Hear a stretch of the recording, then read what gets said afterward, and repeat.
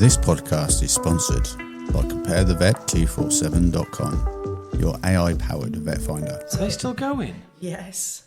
Oh, they're a great theory, but are they any good? Yeah, they're great. Because I'm a witness support. So I go into Beverley Magistrates Court, Hull Magistrates Court and the Crown Court and support witnesses. Oh, yikes. So that is absolutely, it is so rewarding. I bet it's so dramatic too. It's so dramatic, but rewarding as well. It's like watching, what was that court programme you was on TV? Was it Crown Court? Yeah. That's like showing your age now, you remember that? Yeah, where you sit there and literally watch the court things going on. Oh, yikes. So that's going to be a proper mixed bag. It is. Do you know what cases you're going into before you get there? It's not. Or is it a case of rock up, walk in and see what's what? When we're supporting volunteers, we don't need to know about the case. We don't want to know about the case. We're impartial. We've nothing to do with the court, nothing to do with CPS, Grand Prosecution But do you Service. sit there during the process? We can sit there during the process if the witness wants us to do that, but not always. Literally, they come in to us. We have separate rooms for them so that they don't see the defendant if they're the victim. And we just discuss them and just make sure that they're okay. Do they understand? How much do you get paid for this? It's voluntary. Right, Don't get paid. I'm not being funny, but are you a drug dealer? Right? Because there's something really odd going on here, right? Yeah, I mean, we're in the west wing of your house, clearly, as it stands at the moment, right? And there's the north wing, and James the butler just parked my car for me, which is lovely, right? But we've got vet nurse, volunteering. You're doing all this stuff for free. Yep. You're a drug baron. Or Steve's a drug... In fact, there's a funny thing about Steve. Every time I've been to your house, I've never met Steve. Have you not met him? I've never met Steve. Is he real? He's real. He's a real person. He was jumping on the 11:15 bus to go into Hull to have drinky poos with his retirement friends from work. That's why the two Mercedes are sat on the drive and the Porsches in the garage. Just to clarify, that's not a lie. So he does that once a month. Yeah. You let him out? Yeah. I've never met him. I don't even know if the guy's real. You're not like, monster him or something. He's a real guy. Yeah. Right, okay. Yeah. Do you actually see him volunteering? Like, no, he said to me the other day when we were driving to Mum's, and he just said, "Do you know what? You meaning me?" He said, "You've done an awful lot in this last year." Well, it isn't a year; it's just since April. And he said, "I'm really proud of you for," and he doesn't say anything ever. He just doesn't. When he buys me a bunch of flowers, I will post it on Facebook. So I think I've had 2 in about 10 years. That's good. He's a good guy. He's above the standard. He's an amazing guy.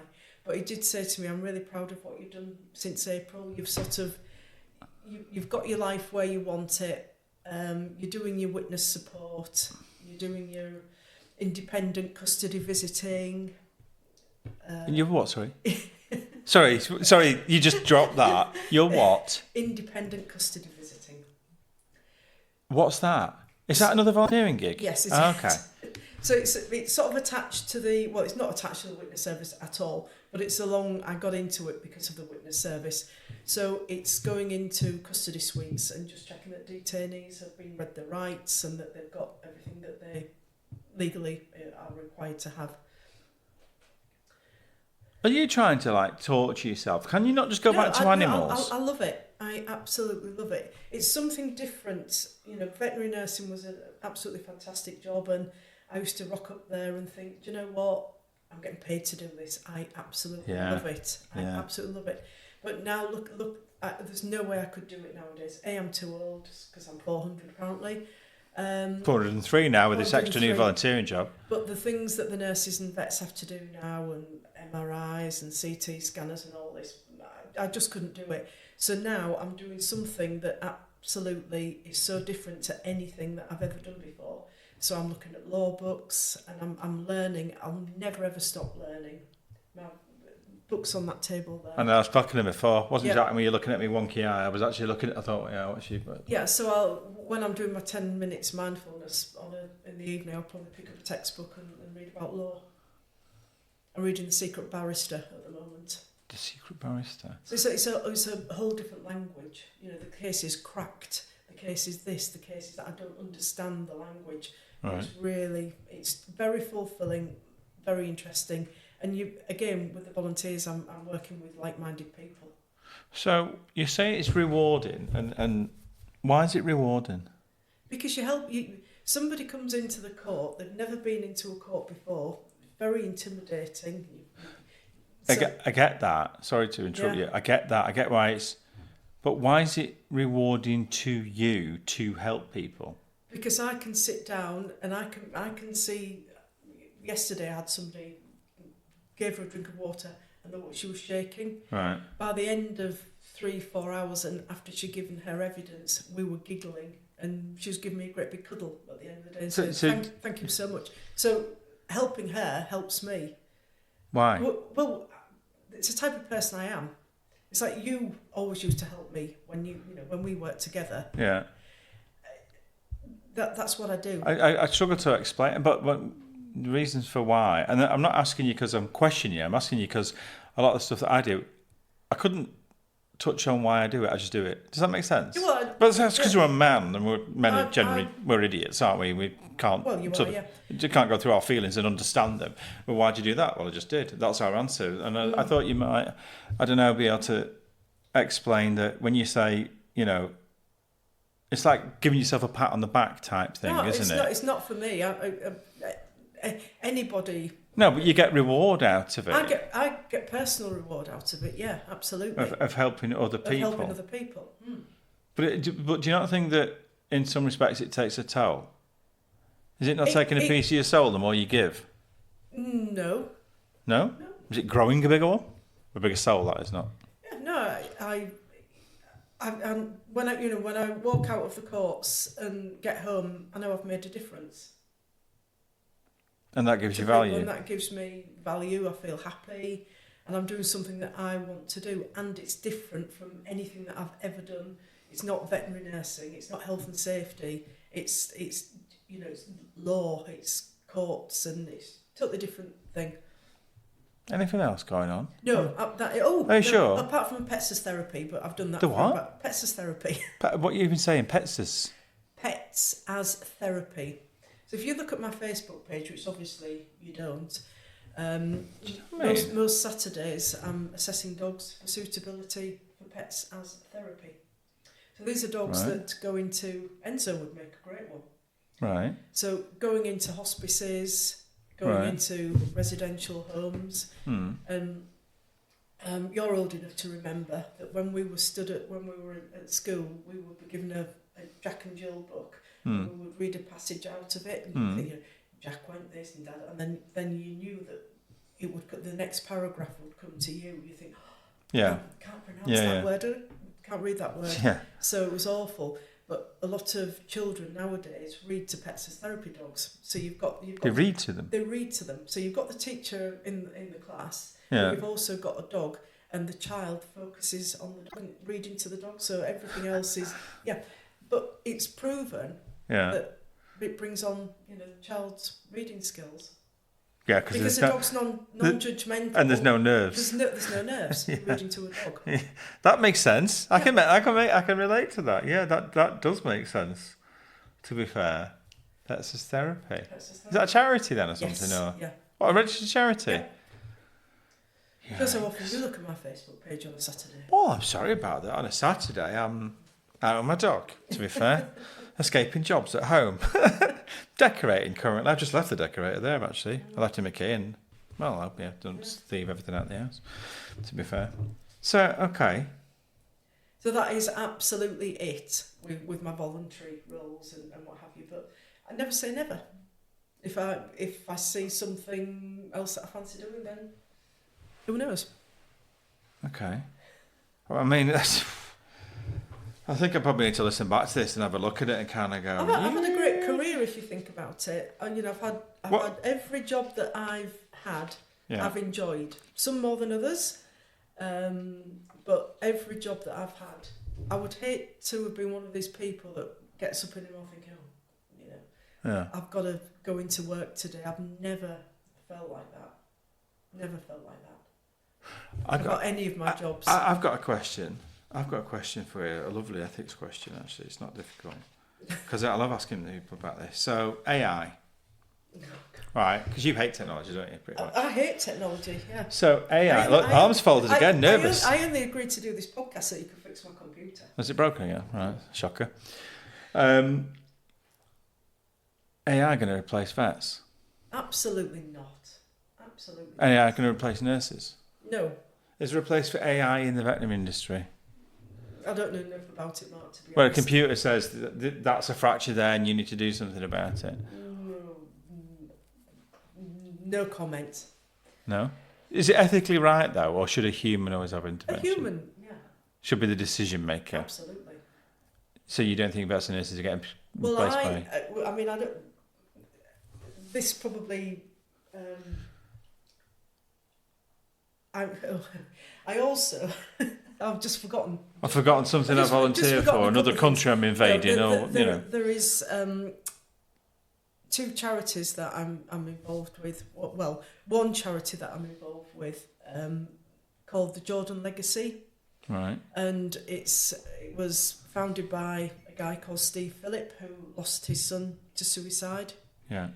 And I don't know whether you've heard of Ellen Room, who lost her son Jules to an online gaming thing, and also Ian Russell that lost his daughter Molly, that she was reading things and online things.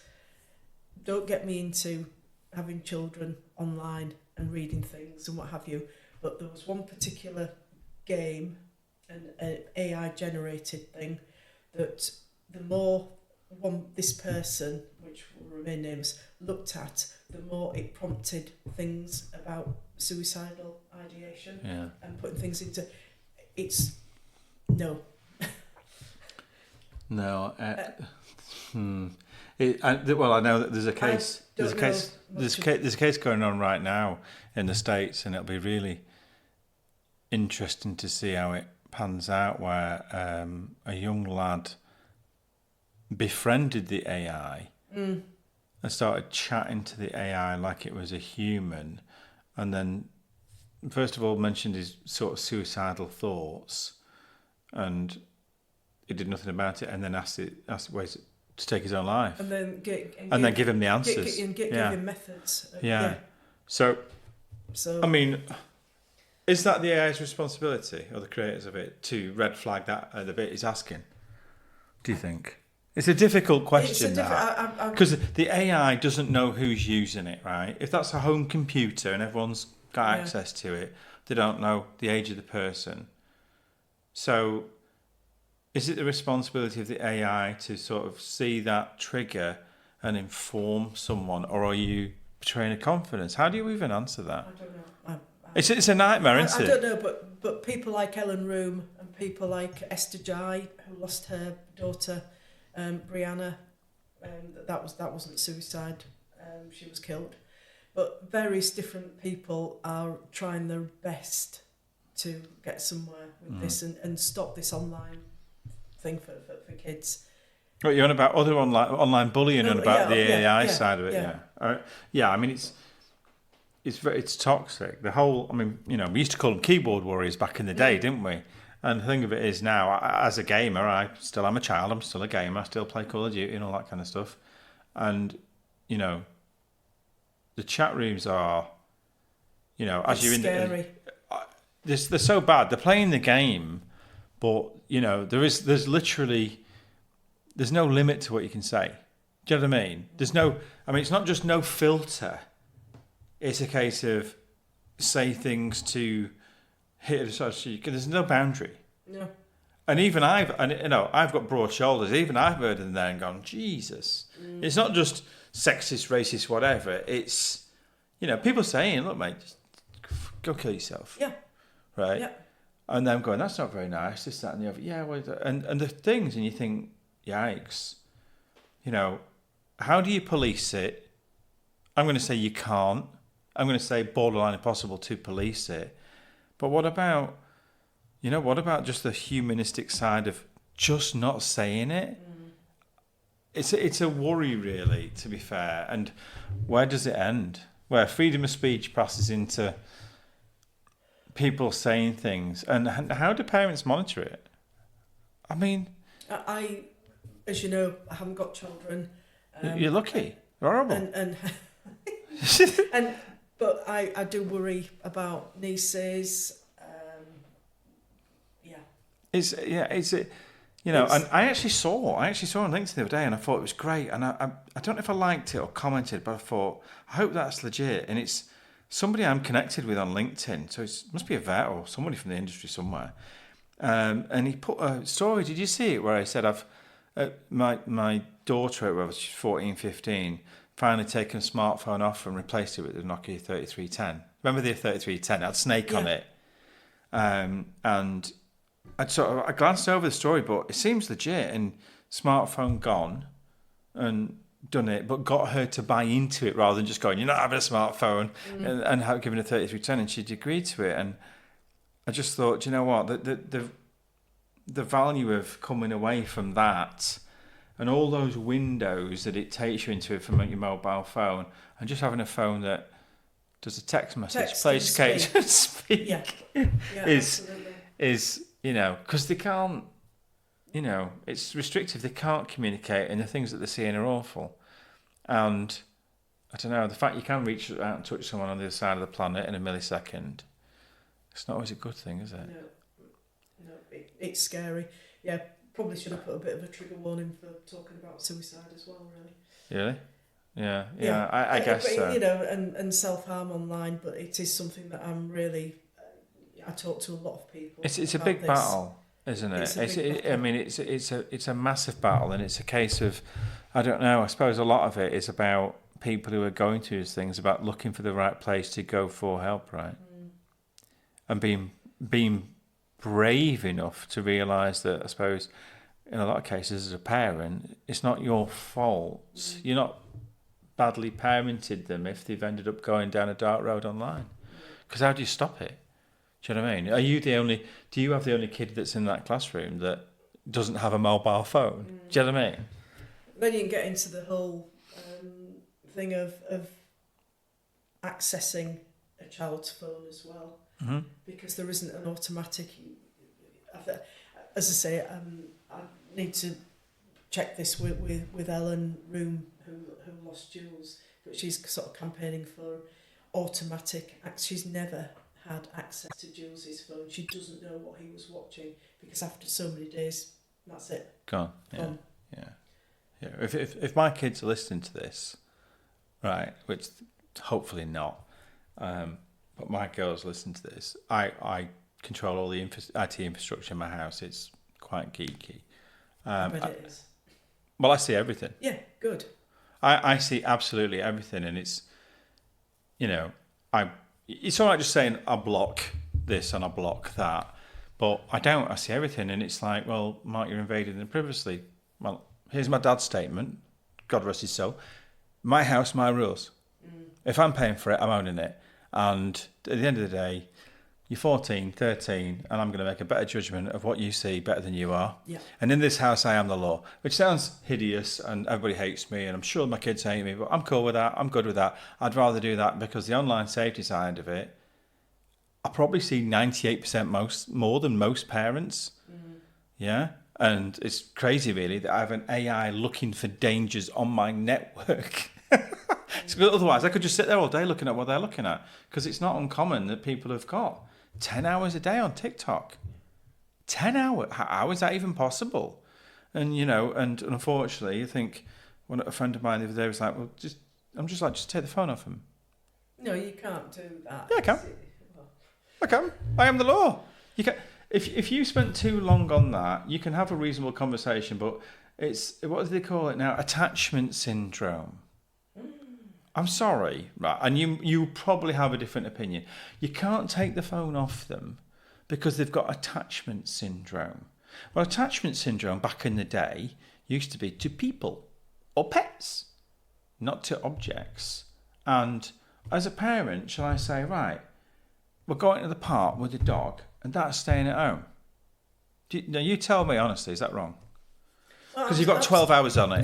No, absolutely. No, some places where I go and I do not take my phone with me. No. And the thing of it is I think that's perfectly reasonable, and your kids hate you for it because they're like, well, I want to take it with me.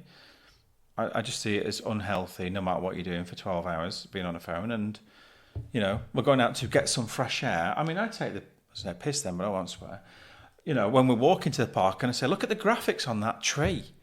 Because I'm taking the mick, because you've not looked at the world today. Oh, yeah, no. You just looked at graphics of Roblox and TikTok and all the social media. And I monitor it all. I have the AI monitor it, and I get a report every week. How long you've been doing this, how long you've been doing that, what you've looked at, what you've searched for. Am I a control freak? Do I run the house like the IT system like a Nazi? Yeah, I'm proud of it, very. Because I know what's going on. And you've got to be aware of the risks of being online, right? I don't need to tell you, it's that big. Am I opinionated and do I not fit into the modern world? Because I agree. And I'm prepared to take all the stick I'll get for it if anybody wants to shout and scream. I agree with you. They should be restricted. Well, phones in schools. Come on, got to keep your phone in your bag. No. What about putting your phone in there? This is something that Esther Jai and Ellen are doing as well. Is that you've got safe places for your phone. It literally goes in a wallet. The minute you walk in school, it's in there. You get it back at the end of school, unless you've got a parent that unless you've got somebody that's ill or whatever. But it's in a safe place, and that's it. And then people are arguing. But a lot of schools are like that, are they? No. Our school's not like that. They've got the phone with them, but it stays in your bag. Yeah. But you can test this theory. Tend to text. Right. Are you still finishing at 3:15? Yeah. How did that work when you were in class? Because either the teachers are not looking, they don't care, or they just accept it as what it is. For me, I'd like them 8 hours a day they've got at school, where they're not on a mobile phone. I think it's healthy, and I think the school should have a responsibility to do that. I mean, I am opinionated with these things, aren't I? No, I agree with you. That one of the holidays I had was on a narrowboat, and I did take my phone with me. Did it work?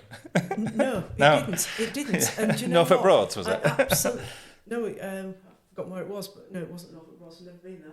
But it was absolutely bliss. And after I got sort of like a little bit of anxiety, nobody can contact me. And after a day, I'm thinking, thank goodness, nobody can contact me. It was just fantastic. It's crazy, really, because don't get me wrong. I am. It's funny, really, because I'm saying all this discipline about phone use, but I'm the worst. Because unfortunately, and I think somebody said to me many years ago, you've got your personal phone and your business phone. That's a mistake. It was a terrible mistake because it's now all in one box. And I should separate them. I'm never going to do it. But the truth of it is it's taken me a very, very long time. And a lot of time, like now, it sits on silent, so I pick it up for your choice. Because if it ever went bing bong with Twitter, Facebook, emails, 3 email accounts, all the business stuff, all my friends, all my veterinary industry friends. Which bit do I sit in then? Have I got my own special? Your special needs. You can't say that anymore, can you? Oh, is that the door? Yeah. I'll pause it. We're back. Look, your arms are folded again. I press record, and you go straight into defensive mode. So you're pretty busy then? Yeah, pretty busy, and I will always be busy. I will always be busy. You're going to end up going back and doing health and safety? Absolutely not a chance. Not a chance. No? Nope. No. Been there, done that? Been there, done it. I am enjoying what I'm doing now. It's something totally different. My line manager, he's absolutely brilliant. David, he'll say to me, what does this mean and what does this mean? It's a whole different ball game, and I think I've been that sort of veterinary through and through since I was 11 years old that it's time for a change now.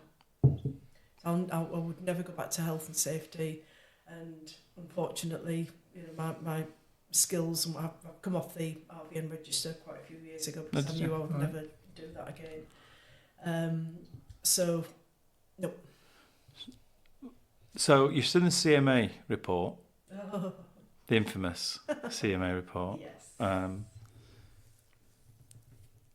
What's your thoughts on that? On the study? I mean, did it need studying to look at fairness with pricing for pet owners? I've not looked at it in detail because, as I say, I think I've moved on Right. From there. But you're a pet owner. I'm a pet owner. Do you have a corporate or a private vet as your vet? I have Mary as my vet, Mary Bridge, Vets for Pets. I have Phil Jakes. Okay.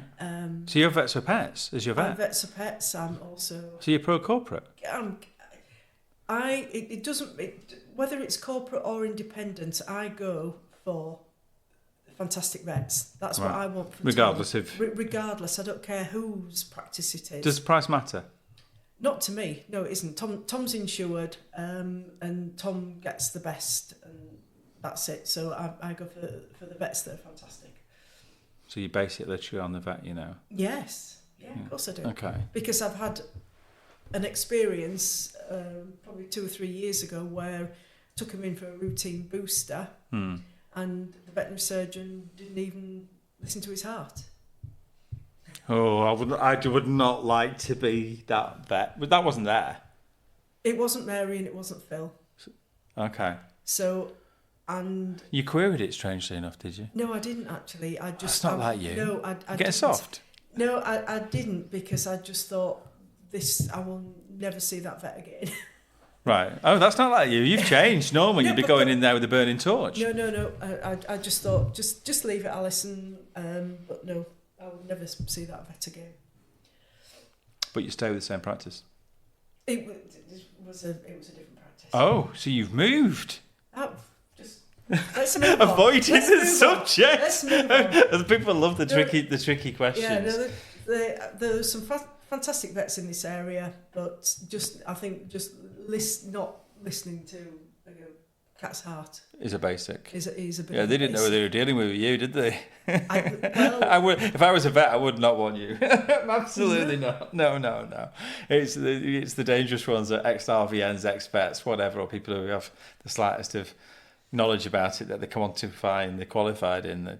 Yeah. We also had a little lump just underneath his throat for 5 or 6 years. It's never grown or anything. And this particular veterinary surgeon felt it and told me it was a migrated microchip. And I said, I don't think it is. Anyway, the consultation got to the end and I said, if you think it's a migrated microchip, would you like to scan it? And of course, you scan the back of his neck, there was his microchip. It wasn't. It hadn't migrated under his chin. That's pretty basic stuff. Yeah. And I just thought that's... So, okay. So, should the CMA have done the study?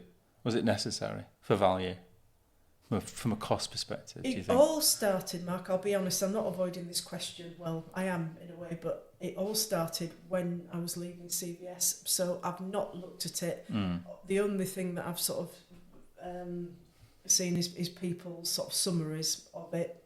The £16 prescription fee. Yeah. I've also seen a lot of bashing of corporates. A lot, huge. They're getting a really tough time. Yeah, they are.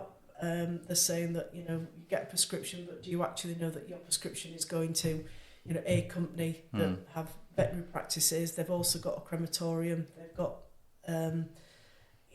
online they've got, So you just want the best pet care, right? I want the best pet care, and what they do with it, it's irrelevant. You're interested in the person who's at the sticky end, and where they are and how good they are, and do they care? I'm lucky that I know a lot about. Yeah, you are, aren't you? The corporates and there's a lot of bashing going on, and it's causing a lot of mental health issues as well. I can imagine it's huge. I watched the webinar, the Q&A, and I've seen the whole report and looked at all the things in detail. And I'm looking at it as a pet owner, and you try to just be a pet owner in that thought process, but it's really hard, isn't it? That's all I want to be at the moment, is a pet. I'm not getting embroiled in all this. No, all this stuff, because I can't do anything about it. If I can't do anything about it, then I've got enough stuff going on in my life at the minute just to put that to aside. But I feel sorry for vets and nurses with the bashing they're getting, and also from the general public as well. I know, because there's a lot of misinformation, and a lot of it is very wrong. And I think, I'd still like to think, and I still do think that the people who are trained to be vets and nurses, regardless of who they work for, their heart is in the right place from a pet care perspective, and and it's not just how this is being framed, where it's about money. I've got to say that I still think that vets and nurses are doing it because they want to do it. Yeah.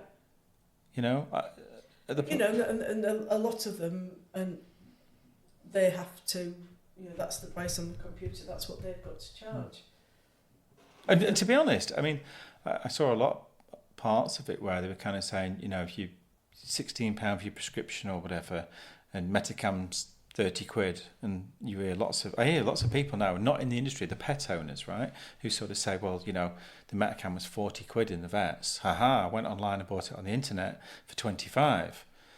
Yeah. And then later on, when the CMA report came out, you don't realise outside of us in the industry how many pet owners are looking at this, because it hit Sky, didn't it? It was on Sky News, and they were like, well, I bought it online and it was £25, and then a lot of them, like, I don't know, the corporate names, the big names, Pets and stuff like that, everybody knows in the high street brand, but CVS, AVC, people like that, people didn't know who they were. They now know who they are, and it's like the public are looking for trouble. Definitely. And a friend of mine, a very good friend of mine, sort of like, I bought it from here, and then I saw that report, and then I realised that it's owned by the same people. That's disingenuous. And to my mind, well, look, you got it from somewhere else. I don't care who owns it. You save £25. Isn't that the point of getting the medication at the best value? Why do you care if they own them? That, to me, personally, I'm not pro-corporate or pro-independent, but I get the best service for the best value. I don't care where it comes from, and I don't care who gets the money. Yeah. Right. And what really, really annoys me is when people just group it and say, I went to Vets for Pets, and it was absolutely horrendous. Don't use Vets for Pets. Do they actually realise the business model that Vets for Pets have? No. Well, this is the thing. This is owned by Mary. I know I keep going on about Mary, but Mary's a friend in Beverley. She has Beverley Vets and Pets. Mm-hmm. She's a fantastic lady, and she's got Phil to help her. She's got wonderful, dedicated nurses that I would just allow to touch Tom. They're the only people that I would trust with because I know them and they're brilliant.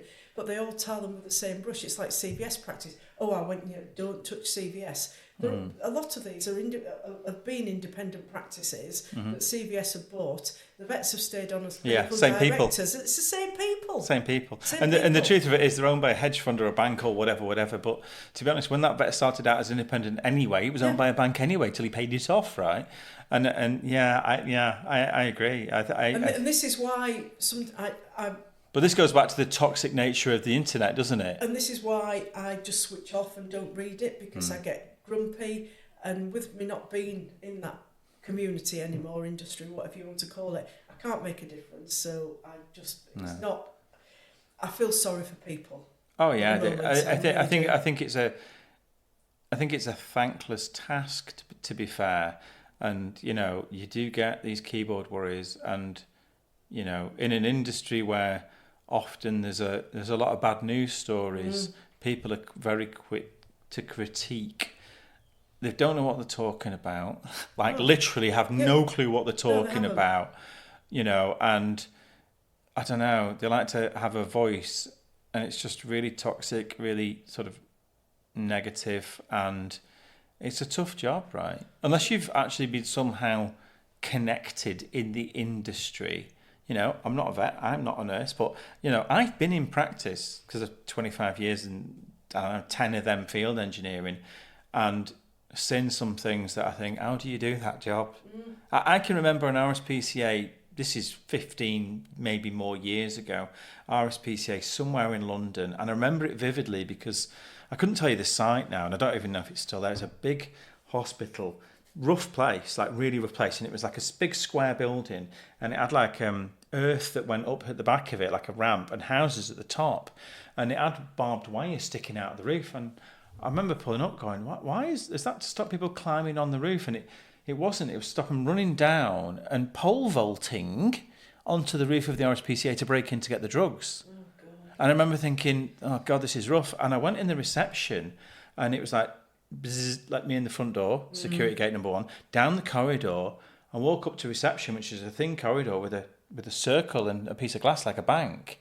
And it was like cats this way, dogs that way. And all right, okay, bzzz, let me in the next door. And this is a terrifying place. And I walked in there, and there's a massive guy in the corner. So as soon as I looked, I thought, wow, he's a big boy, like massive guy. SAA license, security in reception. I've seen that when I've been going around. And I remember going in there and kind of thinking, these people come into work, they've got a secure car park because they're shouted at, abused. He said, one of the vets said to me, oh yeah, my car got set fire to last week. And it's just like, I don't know. And I remember I was very, very new to it. I'd fixed X-ray machines in our site, but I'd never been to site. This was one of the first things. And I remember going down the corridor, RTA, I don't know, Bulldog or whatever. And I'll never forget this. It haunts me to this day. I saw some terrible things in the ambulance service, but I don't know, my brain just files them. And it was 2 trolleys, and it had literally the back end of the dog hanging off it. And I'd never seen anything like it. And you know, when your legs start going to jelly, and I thought, I can't do this job. I need to go home. This is the most heartbreaking, hideous thing I've ever seen. And, you know, only for the fact of I went in there, did the job, and I tried to sort of file that in my mind. And I'm looking around at all these vets and nurses, you know, and some of them are in tears, right? Yeah. And I'm thinking, I can't do this every day. I need to be out of it. And I think if I hadn't have had a 4-hour journey home to process it and kind of say to yourself, look, from our point of view, and people don't see the supply point of view, we are helping animals because we're giving equipment to people to do their job.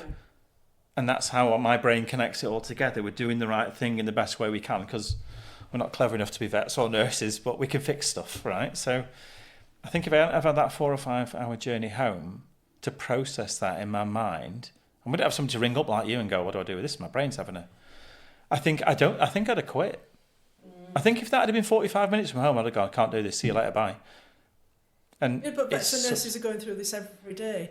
And you've got to put on this face, and the amount of cruelty cases that we saw, and you've got to stand there and smile, and I'm not capable of doing it. To be honest, I look back and I get so angry now when I see cruelty cases, and I've seen some horrific things. Don't tell me. No, I'm not telling you. I'm absolutely not telling you. But I actually look back and think, I don't know how I did that. I don't know how I dealt with that person when they came into the waiting room with a new puppy after they'd done what they did to that. I don't know actually how I did it. I think it's trying to move on and process it.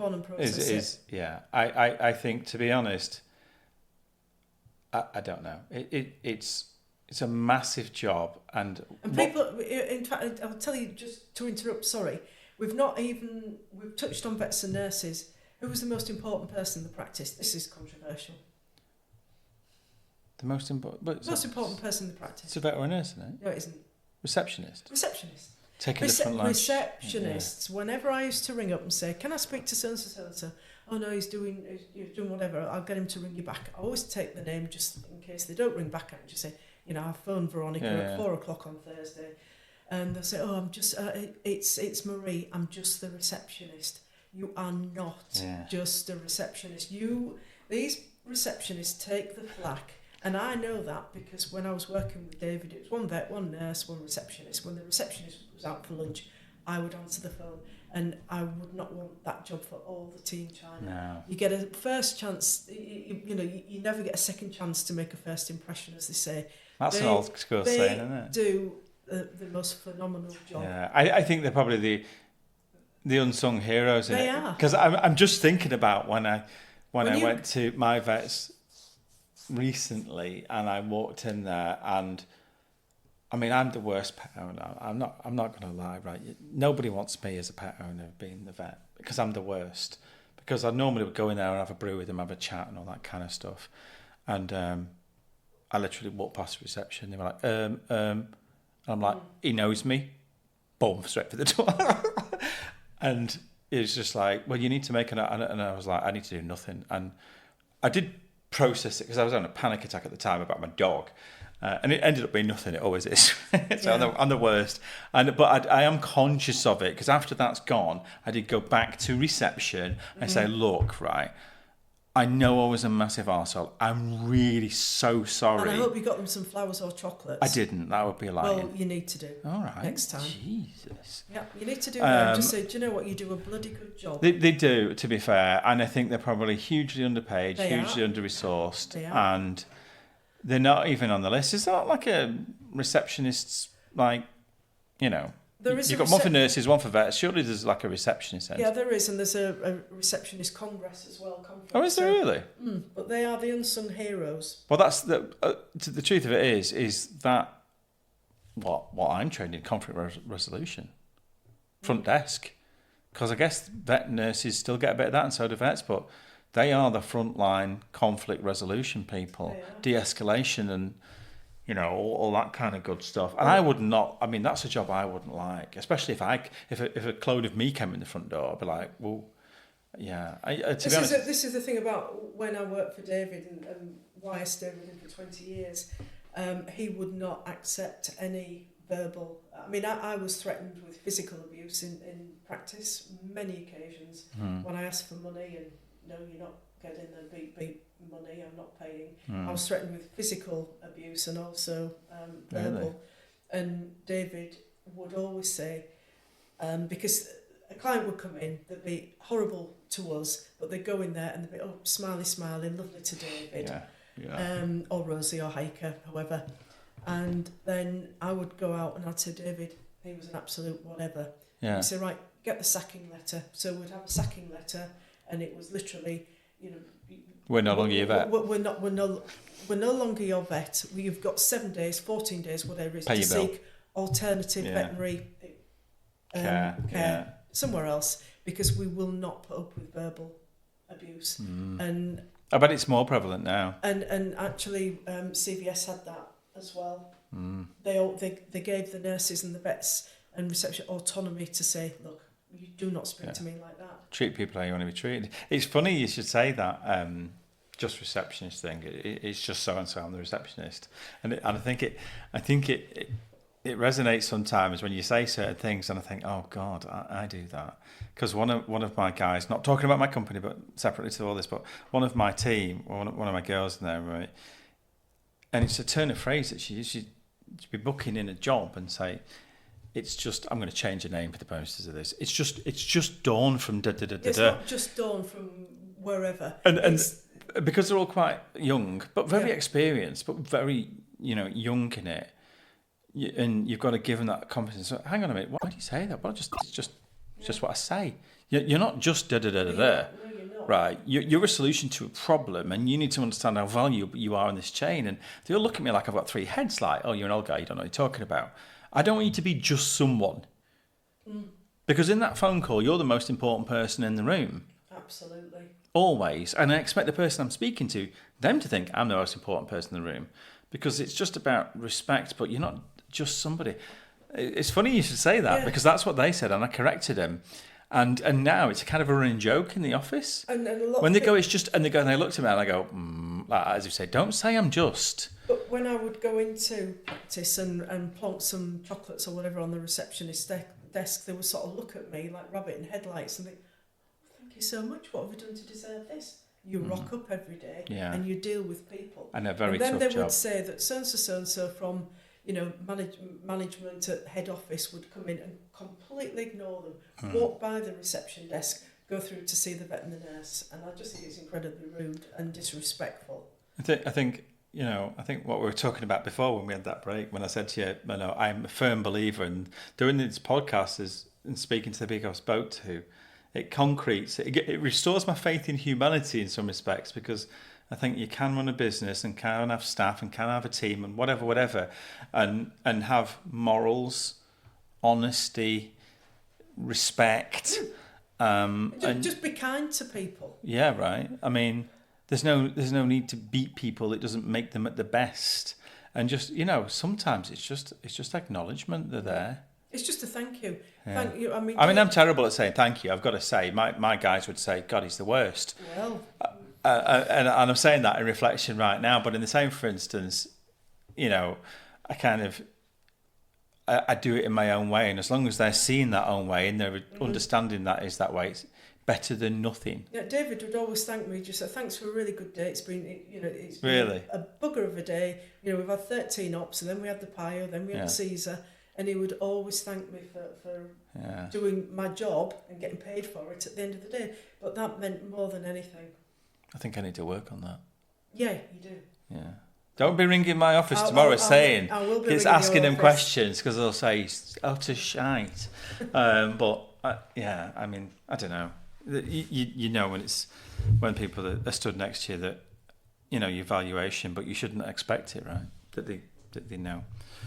A thank you it goes a long way. I know, but as men we're kind of a bit simple, aren't we? It's not an excuse. No. If David could do it, you can do it. All right. I feel like I can get bullied on my own podcast. You know what I mean? It's my house. It is your house, yeah. Biscuits were good, to be fair. Right, okay, let's wrap this up because I feel like we could literally have a bazillion hours on this, and it's been a lot of fun. Have you enjoyed yourself? It's been brilliant. It's been lovely to see you. You know, I'm not just saying it, but you've always been a really good mate. You've always been really supportive. You were great at health and safety, and now I've left the industry. You're a mate. So well, it's brilliant. I think there's lots you're going to do and continue to do. To be fair, and you know, it's a rarity to see. And I'm taking the mick out of you because you're volunteering for everything, right? I'm like, all this volunteering stuff. I can't really. I volunteer in the ambulance service. Do you know what I mean? I was a volunteer there, so I get it. But I think, and I would compliment you and say the one thing that you are 100% better than me at is the fact, and I was touching on it before, is that you're taking value from it for you. Absolutely. Yeah. I'll be honest, in the ambulance service, I was a volunteer first responder. I struggled to take value in it. And I would be lying right now, and I might as well say this in the recording, that there was an end game of that. And that was for me to see at the time, 2010 when this was, as a volunteer, that if I was going to step away from the whole veterinary industry, because I was doing both at the same time, like you, and if I was going to go into the ambulance service. And I looked at it and, you know, I picked pets over people. But it was a stepping stone to see if I liked. It's like a test run to go into the ambulance service. One was, would I have been clever enough to make a paramedic? Probably not, without a lot of work, because my brain is practical like you, not academic. I could fix it on the side of the road with some zip ties and some gaffer tape, but would I put you to pass the academic test? Probably not. But that test drive, that was me volunteering for my own means to see if I liked it, see if that was going to go down. And you're doing it. There's no reward game, is there? It's just self-gratification. Probably the worst way of explaining it. A huge reward from coming home, you know, driving home after, you know, sort of 9 hours in court, and sitting with. Sometimes there are no witnesses, so I'll read a book, and sometimes I've got 4 witnesses, all on different cases, all with different things. Again, you know, I'll say I don't need to know what's happened. I don't need to know what's happened to them to bring them. Do you say it like this? Do you go for the benefit of the tape? But I support them, and they're grateful, and I've never not had a hug. I've only been doing it since May, but I've never not had a hug from somebody. Are you going to... So I've got a request because I'm recording you. All right, okay. For the benefit of the tape. I'm not going to edit this, but don't edit this bit, Ben. No matter what she says, threatens you. You're going to do another podcast with me once you retire. Well, I won't be doing another podcast then, will I? Because I won't be retiring. Yeah, but, you know, we can do the uncovered bits because... we can do the uncovered bits. The uncovered bits where you kind of, you know, because you've got to have an element of professionalism, you know, the Vetlife and all that kind of stuff. But, you know, there's a lot more to talk about after 2 or 3 gins. After 2 or 3 gins. Yeah, I think we'll both be fired then, so we both need to do that at point of retirement. Yeah. You record that, transcribe it. Right, I've got 3 questions for you. Diary of a CEO. I love these. You've got to answer truthfully. You look nervous again. You look much better when you've had a couple of gins. You got to answer truthfully. Right. So here's your easy one. Here's your starter. Is it ever appropriate to hurt someone's feelings? Yes. Oh, explain. I once hurt somebody's feelings when they were having an affair with somebody. Right. And this went on for a few months, and I said, and they confided in me, and I said, you shouldn't be doing this. You should not be doing this. You're being unfaithful. All right. And they said, well, gave me reasons, and I said, well, if you're going to continue to do this, then perhaps this is the end to our friendship, because I can't condone what you're doing. So I did hurt their feelings. The day after, Backed up by fact. the day after they ended the relationship with the person that they were having the affair with, and thanked me and said, without you being so brutal, I didn't think it was brutal. Without you being Yeah, because so we don't. brutal, We don't. That's just hard fact. Then it was just a fact that what you're doing is wrong. Don't do it.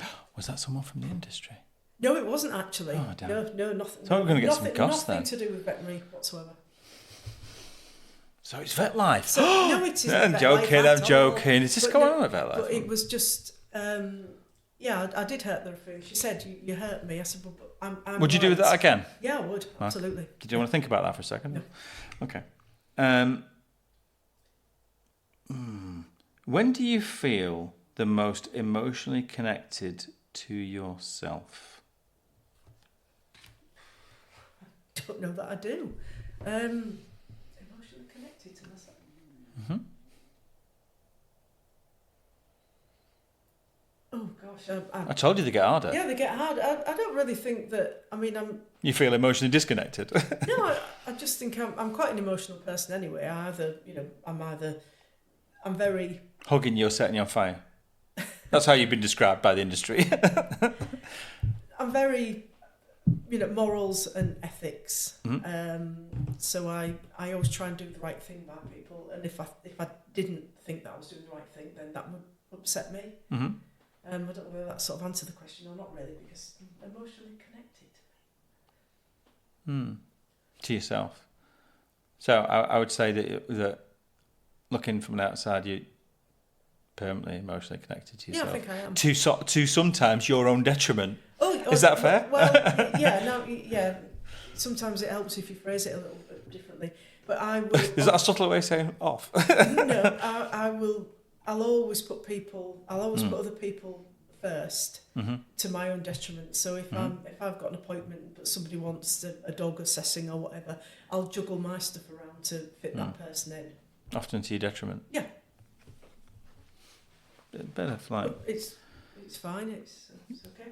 Here's your number 3. You look nervous. I don't think I've ever seen you look nervous. Like normally, you're the one who's coming out with the chainsaw. And you've got to answer this. Don't give me this. Right, I'm not answering. I really can't answer that, right? Because I know better. We're going to start drinking. Where's your drinks cabinet? Down there, it'll be open after 5 o'clock. Yeah, right. What are you missing most in your life?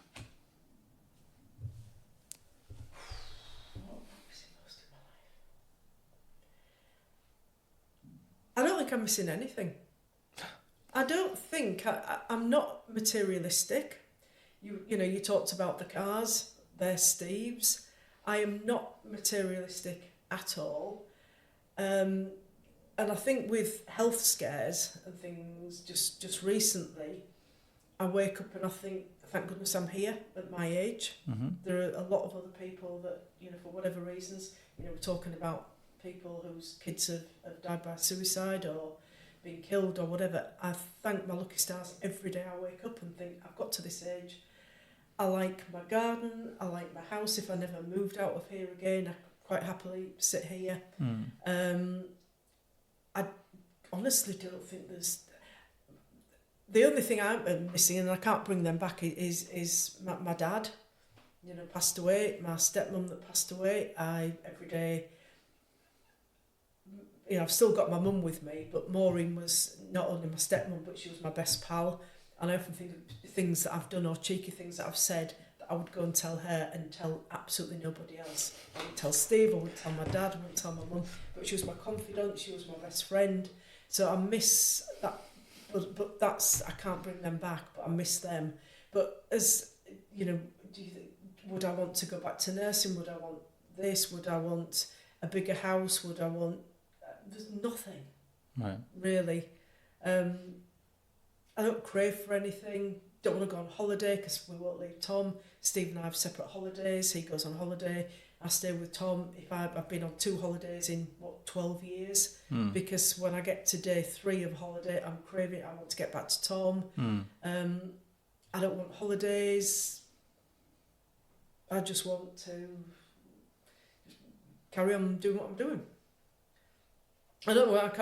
I've rattled on and waffled on so much I can't even remember the question now. Sometimes as a good host, apparently, because I read the internet and it tells you how to be a podcast host. Oh, right, so I've got all them rules and thrown them in the bin. Oh, right, okay. Because none of them make sense to me. Yeah. But one of the things you don't need to do is sit there in silence. Well, that's conversation. You must do that in council, right? So you sit there in silence and let them go on. That's what I just did. It was really difficult not to speak.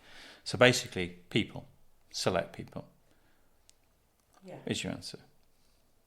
Which is the truth, right? I've got a small sort of circle of friends, which I treasure, but I've got lots and lots and lots of acquaintances.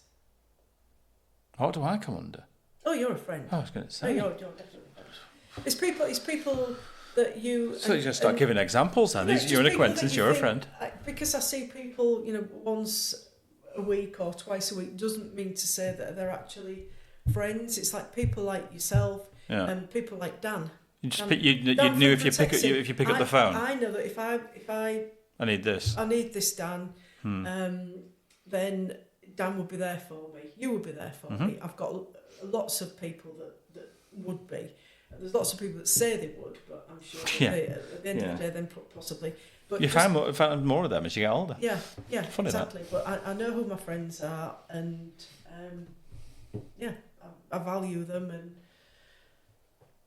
I think you're an absolute credit to the industry. no, don't, right. I know compliments don't work well with you, but I think at the end of the day, I think, you know, and I am going to be brutal with you, I think that from the health and safety side of things, that's the side of people that you knew. And unfortunately, that wears a badge of honour where most people, I don't know, they're like people who work for the HMRC, they're pretty much hated, aren't they? Because they're a pain in the arse. Yep. And I think that in the same, for instance, the very direct approach that you had within the industry and still continue to have in whatever it is you're doing is, you know, a no-nonsense approach to sort of fact. And I think it's a tough job. And I think that, you know, we spoke about before, you can run a business, run a life, whatever, and have ethics, morals, etc. And I think at the end of the day, you've proved that a lot. I hope so. I know so. I don't do bullshit. No, I know you so. And at the end of the day, I think that is a huge testament to you. And I mean, you've not even mentioned where you run across a bridge with a stick or something for the Baton of Hope. You missed the battle. I mean, you completely missed that. Yeah, I missed you my know, you were in the Baton of Hope, newspaper and all that. I read about you in the newspaper and I thought, oh my God, she's made it. We're going to have a helicopter named after you and stuff. How on earth have I missed that one? I didn't miss it. It's a good job I'm watching you is, as you go along, isn't it? But have a look at the Baton of Hope online. You'll see sort of Alison and her involvement in it and some really interesting stories there, to be fair. And yeah, I carried the photographs of 3 people that have died by suicide. Stefan Matan, Cameron Gibson and Megan Brannigan as well, which you knew Megan. So people sort of very, very close to my heart, which I miss every day.